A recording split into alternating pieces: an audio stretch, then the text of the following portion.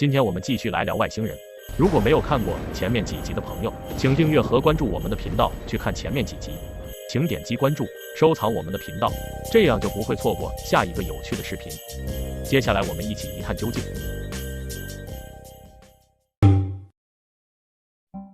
也许，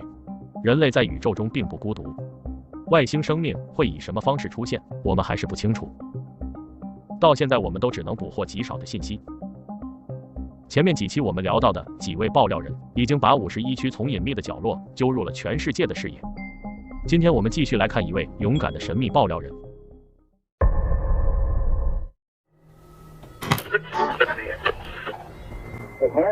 2013年，一名叫做 Cooper 的神秘人士，自称以前是美国中央情报局的一名主管，在他几十年的职业生涯中，获得了很多有关外星人和相关外星科技的信息，并愿意进行披露。这位证人接受了著名 UFO 调查员理查德·多兰的采访，这也是 Cooper 第一次在大众面前露面。采访是在一家养老院的房间进行，这个时候人们才知道他是一位行将就木的老人。他的面容苍老憔悴，连身体的移动都已经是那么的困难。Cooper 瘫坐在椅子上，开始接受理查德的采访。他一开始就说，他患上了严重的尿毒症，只有几个月的寿命，已经走到生命的尽头。作为垂死之人，已经没有任何顾虑，因为身体很虚弱，他连说话的力气都没有，发出的都是沙哑的声音。I've got probably a few more months. Cooper 说，他最开始是在1958年服役于美国陆军信息化部队的培训中心，最后因为成绩优异，被聘为相关课程的讲师。之后 Cooper 通过了一系列的考察，顺利成为了中央情报局人员，并被分配到了一个秘密项目中，那就是著名的蓝皮书计划。这里介绍一下，我们前几期介绍的罗斯威尔事件发生后的一段时间，是美国 UFO 目击事件的高发期，恐慌焦虑在美国社会中逐渐蔓延。有人说是外星文明统治地球的前兆，也有人说是苏联制造的超级武器。总之一个事实就是，美国政府开始逐渐失去公信力。而这个蓝皮书计划是美国开始于1952年，就是为调查 UFO 现象而成立的。但是大部分 UFO 报告最后的结论都是自然现象或普通飞行物。这个计划持续了18年，于1970年终止。然而公开的档案里面的所有证人的资料都已经被抹去了。当谈到蓝皮书计划时， Cooper 是这样说的，这个项目在某种程度上就是一种欺诈，完全就是一种对公众的误导，强行灌输不明飞行物事件都是可以解释的科学现象，以提升官方日渐下降的公信力。最后这个心理战术让美国社会情绪稳定了下来。当时他不能和任何人讲这些东西，签署的保密文件的限期是40年，也就是到2013年结束。这就是为什么很多当事人到晚年不顾自身安危，最后都要出来爆料，因为保密是有个时间期限的。另外，随着 Cooper 与高层领导的不断交流合作，他的地位也水涨船高，执行的任务也更加机密。Cooper 后来成为了中央情报局的东部主管。有一次他们拿到了一个重要任务，就是当时的美国总统艾森豪威尔想要了解所有和外星人相关的信息，而这些51区的绝密信息都是由 MJ-12 掌握，并从未告知过总统。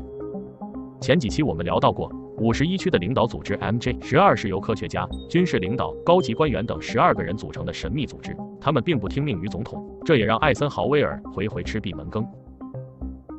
时任总统的艾森豪威尔竟然对51区连基本的了解都没有，他深深地怀疑51区里面做着危害国家安全的事情，为此曾多次找到51区的负责人，但都没有收获任何信息。作为一个参与过2战的5星上将，曾经迎击希特勒的欧洲盟军总司令，艾森豪威尔竟在国内碰了一鼻子灰。他随后就给出了强硬的反应，迅速组织人员前往51区帮他调查真相，这其中就包括 Cooper， 更让他们传去消息，如果51区的人将他们拒之门外，艾森豪威尔总统就会以危害国家安全的理由，动用美国陆军第1军团来接管51区。于是 Cooper 和一众人乘飞机来到了51区的 S4基地，调查小组奔赴51区之后，迅速表明来意，复述了一遍艾森豪威尔的强硬言论。面对来自总统的强制，51区的人妥协了，他们决定带领 Cooper 一行人参观 S4基地，这里拥有51区的最高机密。整个基地总共5层，大部分隐藏在山体的地下。前几期我们有具体介绍过 S4基地内部的详细结构，如果没有看过前面几集的朋友，请订阅和关注我们的频道去看前面几集。进入基地后，就看到了一排飞碟仓库，总共9个机库，开启的机库里有不同形状的碟形飞船。第一个就是罗斯威尔事件中坠毁的飞碟，这个和我们前几期提到的 S4 基地前雇员鲍勃拉扎，还有工程师比尔尤豪斯的爆料是一致的。而且他注意到罗斯威尔事件的那架飞碟有点像重型的铝箔，整个飞碟长3米多，重量只有100多公斤，甚至人类都可以徒手晃动它。工作人员告诉他们，这些飞碟放在这里是用于做逆向研发工程的研究。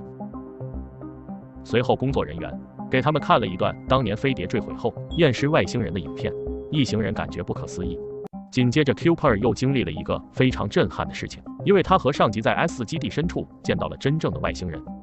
这名外星人应该就是我们之前在 S4 基地那期提到的那名叫做 Jira 的外星人，但是这次见面隔着很远的距离，他们并没有实质性的交流。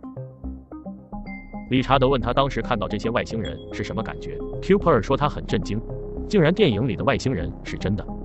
然后他说这个灰人长得有点像东方人，但是头很大，鼻子非常小，嘴巴就是一条缝，耳朵就像是2个洞一样。之后他们一行人还跟着工作人员参观了当时的黑科技 U2 高空侦察机。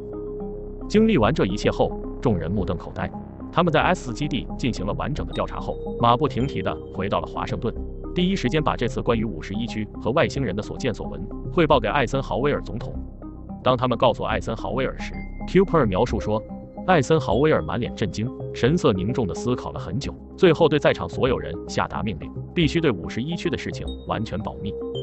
最后 Cooper 将这段曲折离奇的经历都说了出来，他表示把这些埋藏心中的秘密一吐为快后，感觉轻松了很多。 I feel much better having talked about it. 因为 Cooper 的身体原因，这次的访谈时间不到20分钟，而这次采访播出3个月后， Cooper 就因尿毒症永久地离开了人世。Cooper 的故事也是非常的难得，他不是第一个爆料人，也不是最后一个。之前我们也曝光过几位声称自己接触过外星机密的人，那为什么所有的爆料人的描述是惊人的一致呢？所有的一切都只能说明他们描述的很有可能就是事实，并且他们多数是人之将死，其言也善。这个时候的人都会放下所有的恐惧和心理包袱，敢于做真的自己。他们只是想在生命结束之前，让世人了解宇宙的更多真相，卸掉自己保守一生的精神负担，好让自己轻松地离开这个世界。因为对于掌握外星人信息这一人类有史以来最大机密的，如果不告知公众，才是最孤独的。不管是谁出来现身说法，也不管有多少证据去支撑他们的论据，不信的人总会持怀疑态度。但是不管信与不信，事实是改变不了的。